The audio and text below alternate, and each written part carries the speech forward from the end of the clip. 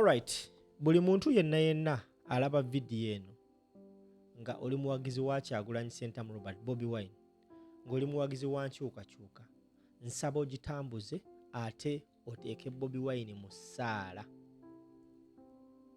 Okategedde lwaki Kyagulanyi Ssentamu Robert Bobi Wine ng'akozesa omukutu gwa Facebook ne X yeekubidde omulanga eri eggwanga nti obulamu bwe buli matigga.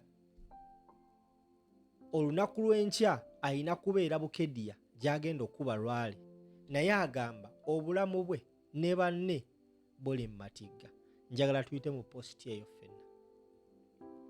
Posti eyo esoma eti: As we head to Ngora and Bukedea tomorrow, we have received credible information that Anita Among has hired goons to attack us and cause havoc in Bukedea, akin to what they did in Gulu. They have spent the day warning and intimidating our people against coming for our rally. We hope they abandon these criminal schemes. The world is watching. #Free Uganda.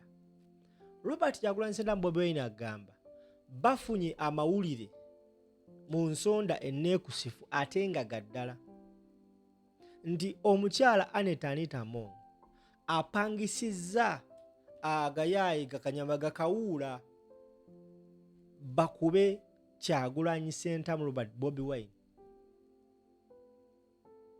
waba agenze Bukedea, bakole nga kye baakola eggulu.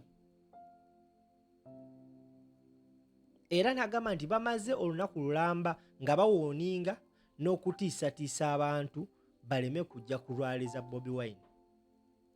Now, one of the things I know about Robert Kyagulanyi Ssentamu Bobi Wine, ye muntu gw'otasobola kutiisatiisa. Kati nkunyumiza bino ebigambo, tewali abamu ku bantu basinga okwagala okukakasaako mu Uganda Kyagulanyi. Ono Anita Among ali ku lisiti. Olunaku lw'enkya okusinziira ku roadmap y'akakiiko k'ebyokulonda, Kyagulanyi Ssentamu Robert Bobi Wine ayina kubeera mu disitulikiti y'Engora kw'ossa ne Bukedea. Gw'atamanyi Bukedea ye disitulikiti ewava omukyala Anita Among. Ye mubaka omukyala akiikirira Bukedea. Era Anita Among okumanya nga abadde agamba nti Bukedea teriyo opposition yagigobayo, yafuba nnyo okulaba nga ne ku kifo kyalimu bamulangirira unopposed oluvannyuma lw'okulemesa, lw'okuyiyiriza n'okugulirira abaali bamwesimbyeko, ng'ayagala kakasa mukama we nti eno teriyo opposition.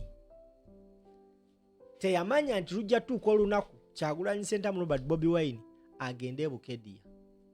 Wallahi billahi tallahi Allah alokeesezza olunaku lw'enkya Lwale ye esembayo egenda beera Bukedea. Now these are two things I expect to happen. I expect people to be beaten. I expect Bobi Wine to be blocked. Because olwaleero olumaze Lwale gy'abaddeko batandise okublockinga amakubo nga tebamukkiriza ku accessinga makubo. Olunaku olw'enkya mugenda kulaba omusajja gwe bayita Kyagulanyi nti musajja njasabikku. One of the people I know that are not intimidated, even with a gun you cannot scare Bobi Wine.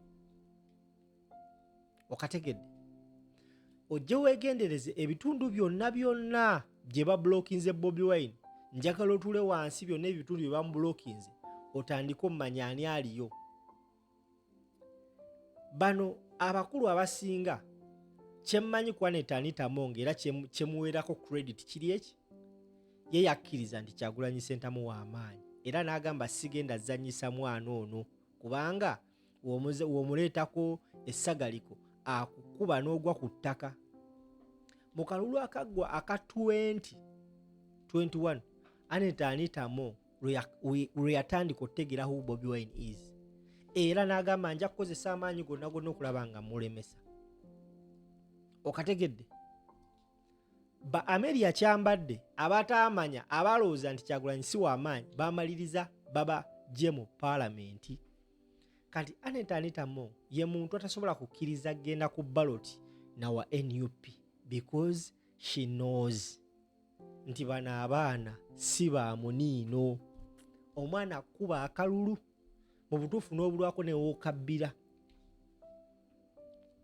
Kati olunaku olw'enkya Kyagulanyi Ssentamu Robert Bobi Wine agenda Bukedea. Singa babeera tebamutaataaganyizzaamu yadde Anita Mo ensi egenda kumanya nti tolina maanyi Bukedea. Singa just by any mistake poliisi n'amagye tebimutaataaganya, nkugamba ebigambo bino, Anita Mo agenda kakasa nti mu butuufu akasajja kalina amaanyi era akasajja kabasobola.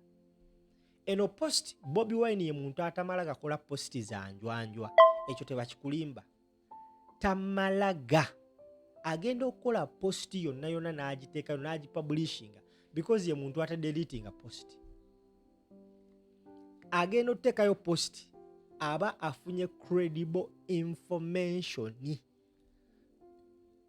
Era olunaku lw'enkya mpozi just nga bakyusizzamu olw'okuba balabisizza leero, naye olunaku lw'enkya mugenda kukirabako. Ate nga Kyagulanyi Ssentamu Robert Bobi Wine tebagenda mustopinga kuyingira. Agenda kujja at least mu bakube bukubi naye nga alina oyingire Bukedea okukola rally. Waabanga yagikola mu district Museveni gy'ava, kati ene yamongo naye kasonga katono nnyo nga bw'okiwulira. Olunaku lw'enkya tugenda mu kye bayita okulabisa Pro Max. Kati gwe abadde tamanyi kulabisa Pro Max kwe tugendamu. Okulabisa Pro Max. He is going to Bukedea. Bukedea bonna abasinga aba NUP abeesimbyewo mu bifo ebyenjawulo baabalemesa obbanominatinga without any sounding reason whatsoever. Baabalemesa because they knew singa bagenda ku ballot kigenda kuba kintabu.